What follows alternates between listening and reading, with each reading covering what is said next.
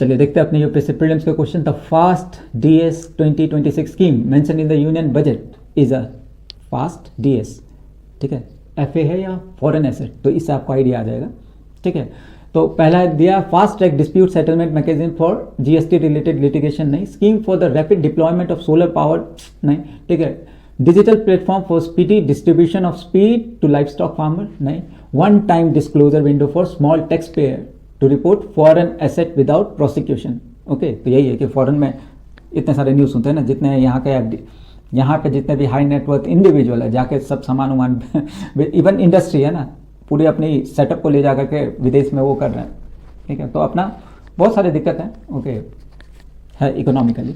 तो ये है कि गवर्नमेंट के पास अभी एक ऑप्शन उन्होंने दिया है कि जिन्होंने फॉरेन में एसेट बना रखी है, इवन स्टूडेंट्स, राइट, कि वो है ना, मतलब एजुकेशन वीज़ा या लर्न वीज़ा या फिर वर्क वीज़ा पे जाते हैं और फिर, ठीक है, तो उसके लिए है कि आपको जिन्होंने डिस्क्लोज नहीं किया है, ठीक है, एमनेस्टी टाइप का।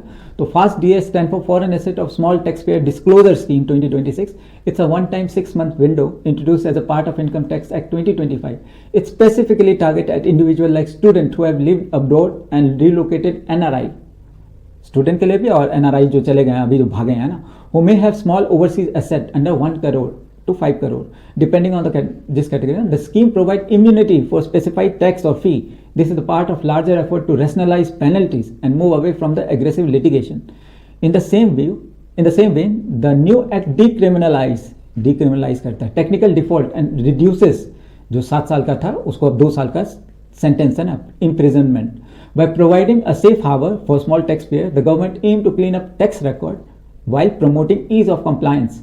This sits along with the other taxpayer friendly measures like staggered filing deadline and extended return window until March 31st of the following year. तो ये सब जो पॉइंट्स है ना could be written in economic questions, right? तो जो याद रहे उसको